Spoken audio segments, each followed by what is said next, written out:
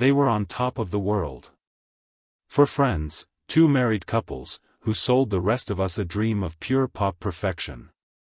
They gave us a soundtrack of joy, a string of hits so relentlessly happy they seemed untouchable. But behind the smiling faces and the sparkling costumes, a very different story was unfolding.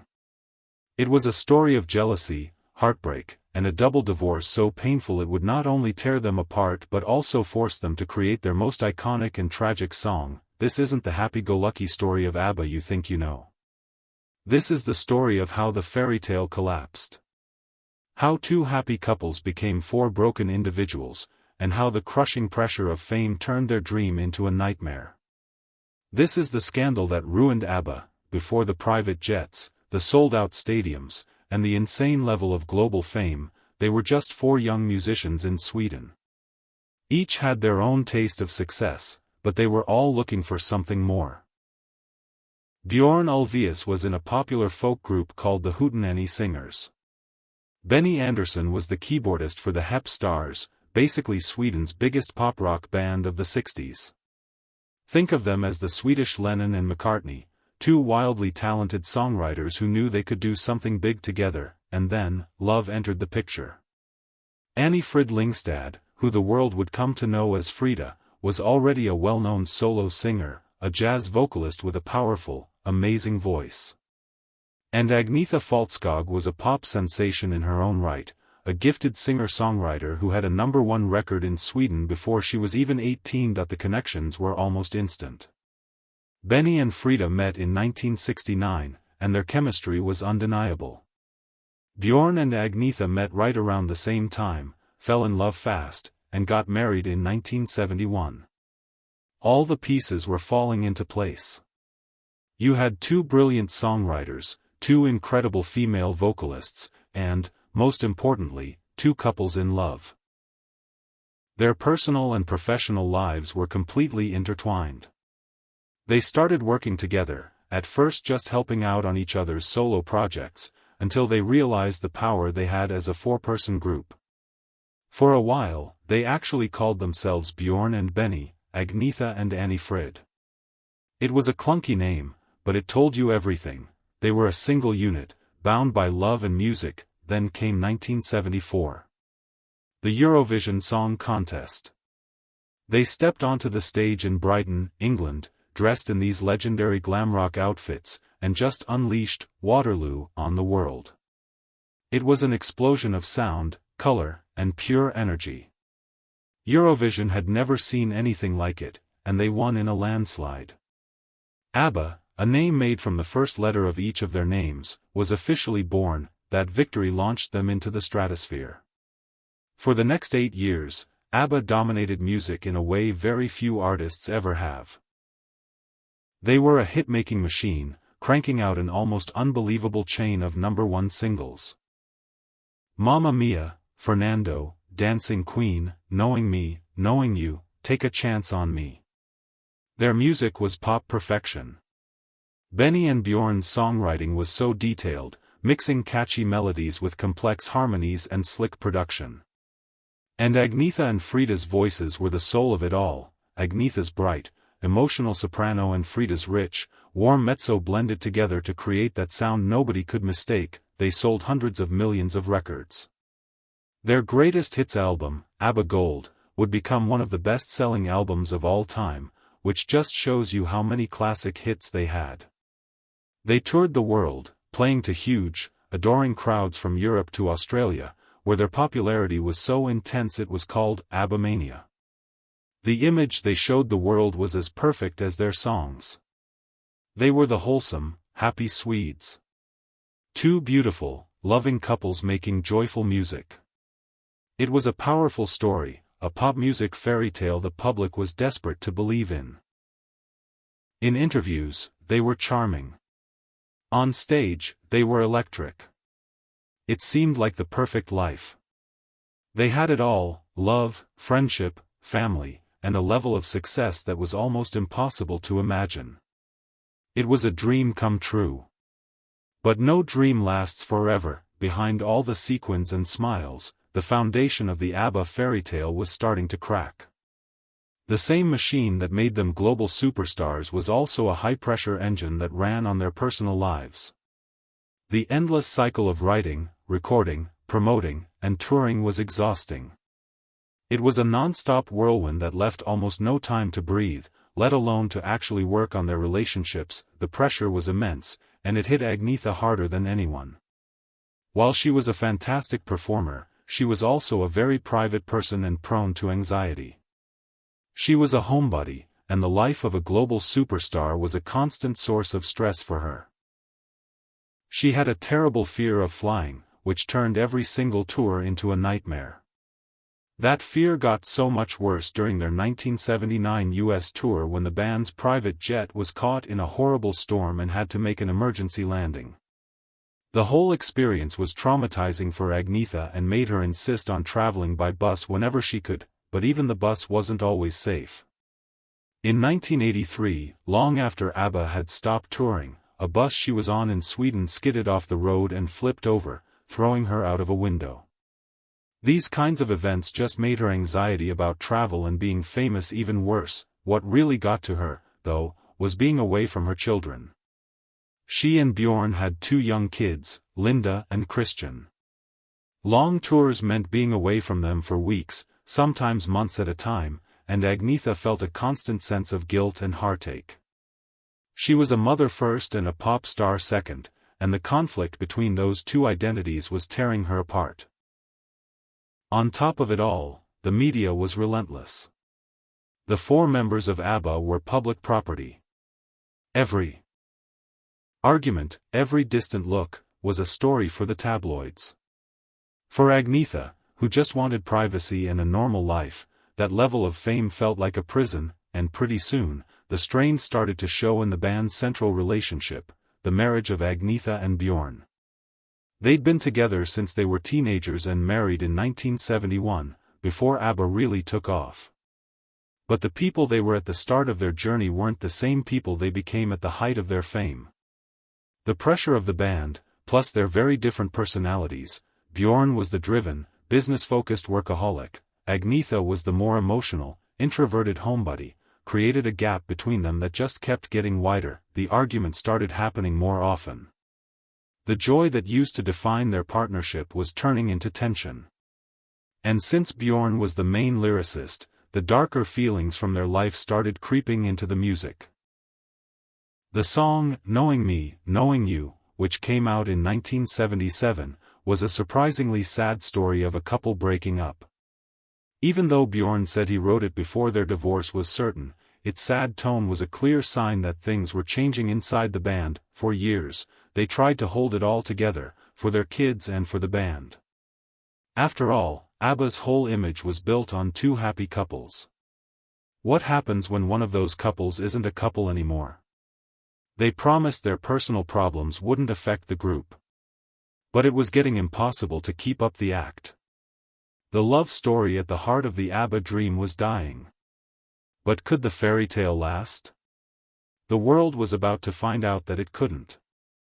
And the end of that first marriage wouldn't just change the band, it would lead to a song so painfully honest, it would become their masterpiece. In the middle of January 1979, the news finally broke: Agnetha and Bjorn were getting a divorce. In public, they tried to control the story. They put out statements telling the press and their fans that the split was friendly and wouldn't affect ABBA's future. But years later, in her 1997 book, As I Am, Agnetha revealed the truth behind that carefully managed image. "We always told the media that it was a happy divorce," she wrote, which of course was a front.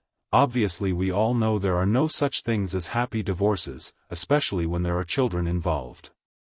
She said she was emotionally mangled by the breakup. To make things even worse, within a week of their separation, Bjorn had a new girlfriend, which only made Agnetha's feeling of loss that much deeper. She even started going to counseling to cope, and yet, through all that personal turmoil, they had to keep working. ABBA was a global business, a machine that couldn't just be turned off. So now, separated and hurting, the 2 of them had to walk into the studio every day and make music together. They had to stand next to each other on stage, forcing smiles for the camera. Pretending the magic was still there. The whole dynamic was shattered. That joyful energy that came from being 4 friends and 2 couples was gone, replaced by a tense, professional duty. It was in this fire of personal heartbreak that ABBA created their most legendary song. The working title was The Story of My Life. Bjorn Ulvaeus, sitting in his cottage with a bottle of whiskey, just started writing. He later said the lyrics poured out of him in about an hour. He always denied that the song was a literal, factual play-by-play of his divorce, insisting it was fiction. But he did admit that the raw experience of the divorce was what inspired it. He imagined someone walking through an empty house after a split, with all the furniture gone and memories haunting the rooms. When the bottle was empty, the lyrics were done. He had written, "The winner takes it all."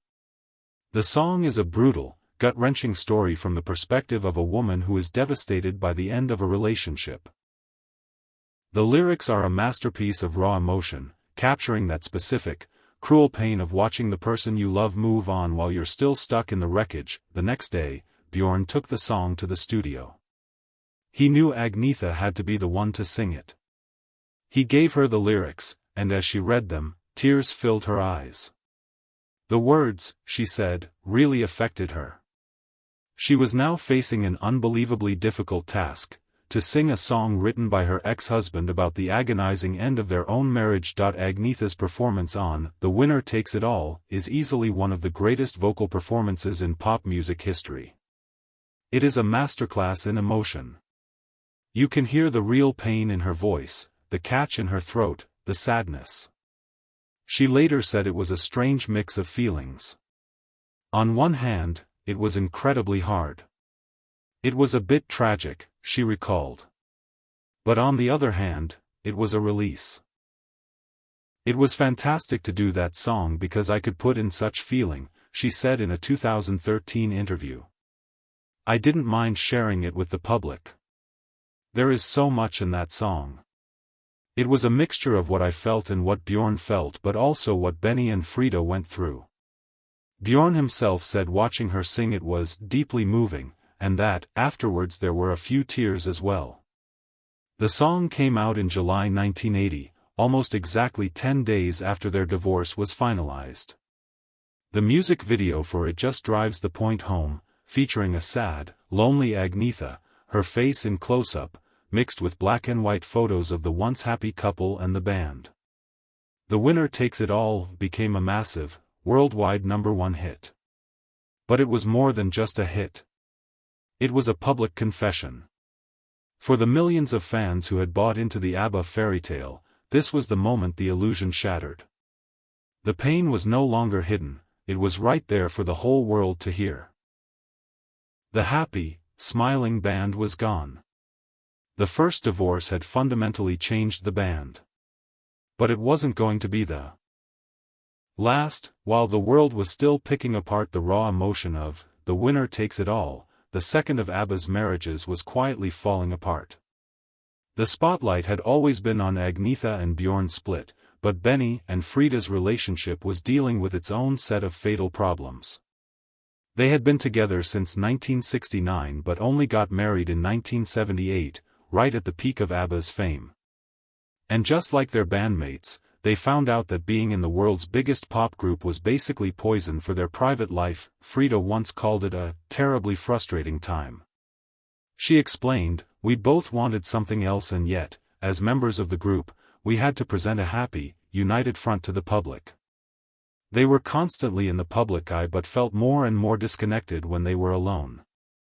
The situation got so bad," Frida admitted, "it got to the point where we forced ourselves to go out every evening just because we couldn't stand to be alone at home together." They were growing apart. In an interview about the divorce, Frida was surprisingly honest. "We simply grew out of each other," she said. "It came down to our different goals in life. There was a lot of tears and a lot of discussions. But there was no way back. Breaking up became a necessity." Benny felt the same way, saying, "Frida and I are still friends, but we are not married anymore."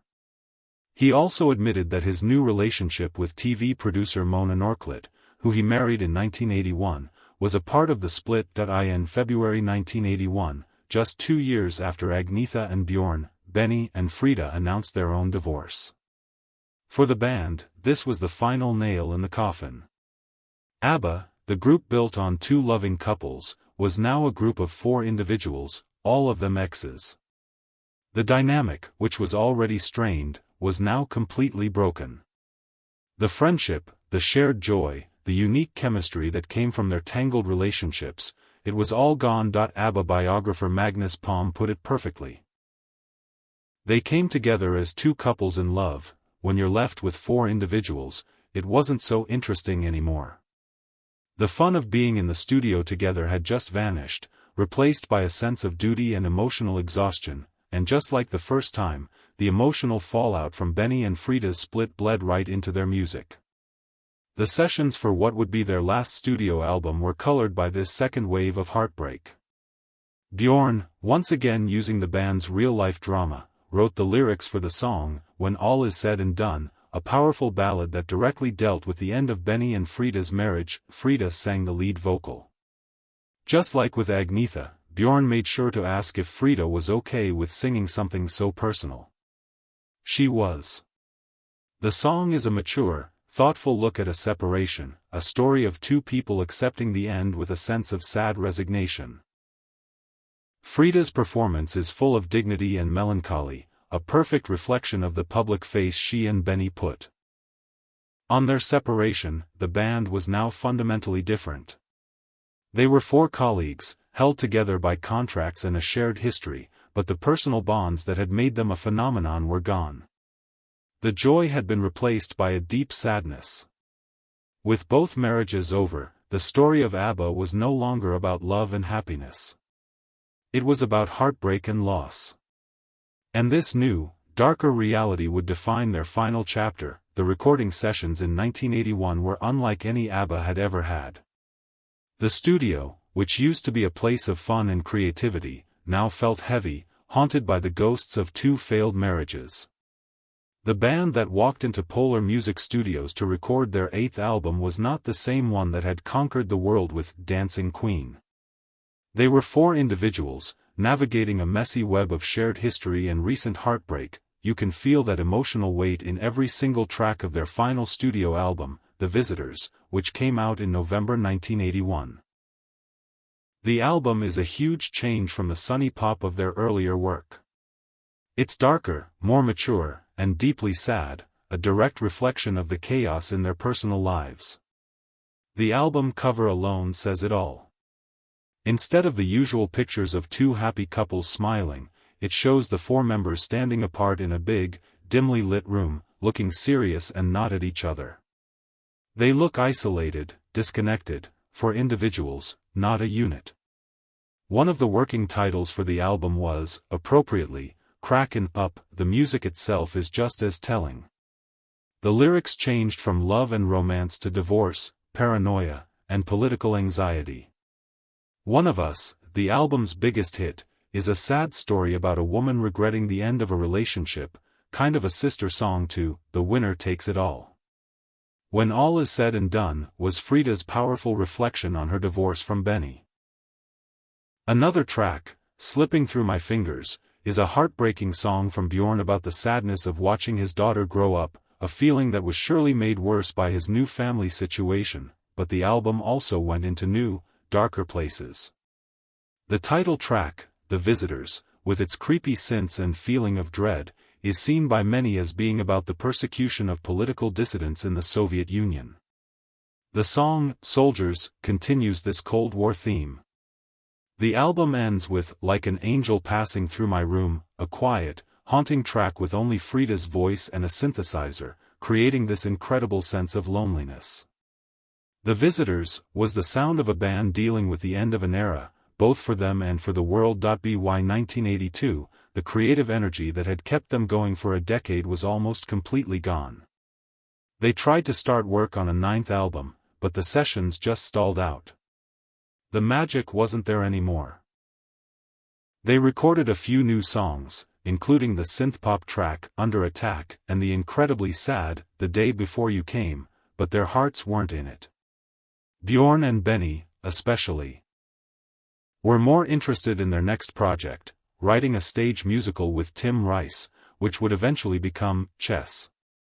Instead of a new album, they released a compilation called The Singles, The First 10 Years. The title hinted at a future that was never going to happen. They made a few promotional appearances, including a final performance together on a British TV show in November 1982.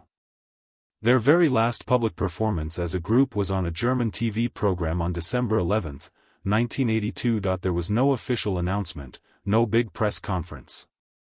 ABBA didn't break up, they just faded away.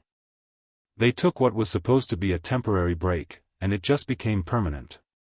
The four of them went their separate ways, chasing solo careers and new projects.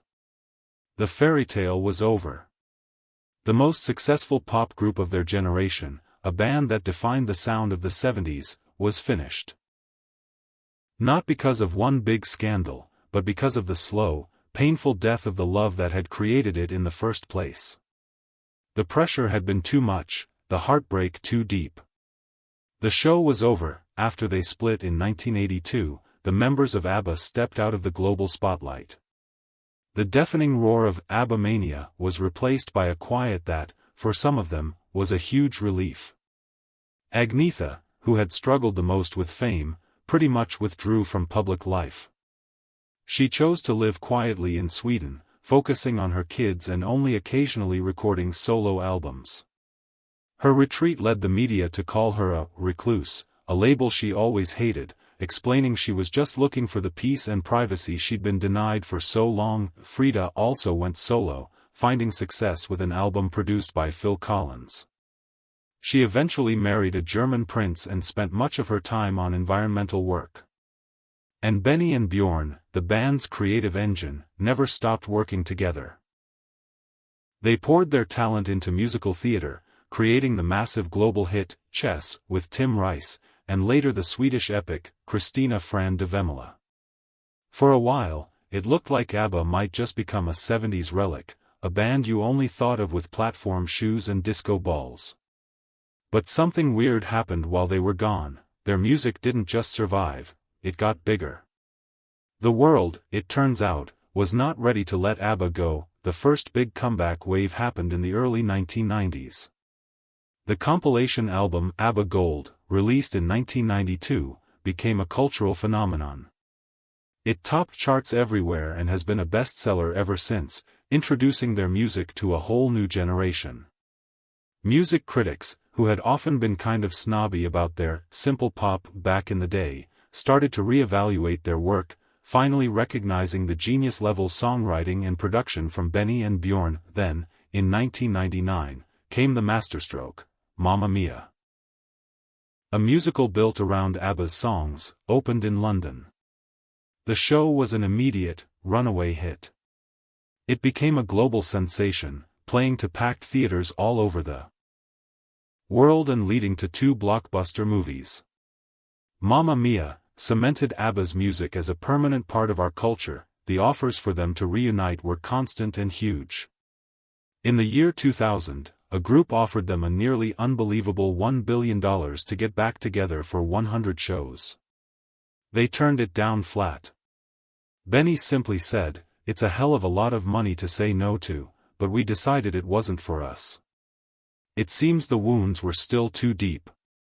The memories of the pressure and the pain were too strong to risk going through all that again, for any price. So the legacy of ABBA is a contradiction. It's the story of a band that was torn apart by the very thing that made them famous.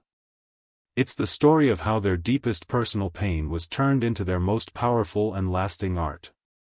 The Winner Takes It All isn't just a great pop song, it's proof of how music can capture the raw truth of a broken heart. Their later albums, especially The Visitors, are this incredible record of a group dealing with maturity, loss, and the end of their own dream. The so-called scandal that ruined ABBA was never one big thing. It was the slow, human tragedy of love ending under unimaginable pressure. The heartbreak was real. The divorces were painful. But they didn't ruin the music. In fact, they gave it a depth and an emotional power it might never have had otherwise. The silence that followed their split wasn't really an ending. And, as the world would find out decades later, it wasn't quite the end of the story. For almost 40 years, the story of ABBA seemed finished. A band with incredible success, a story of two fairy tale marriages that ended in double heartbreak, and a catalogue of music that refused to die. They had turned down every offer to reunite, happy to let their legendary work speak for itself. They stayed friends, which says a lot about the bond they formed before the fame, a bond that survived the divorces. But the final chapter hadn't been written yet. Then, in 2021, the impossible happened. ABBA came back. They released Voyage, their first new album in 40 years, and launched a wild new virtual concert in London, with digital avatars of their younger selves. The world was stunned and thrilled.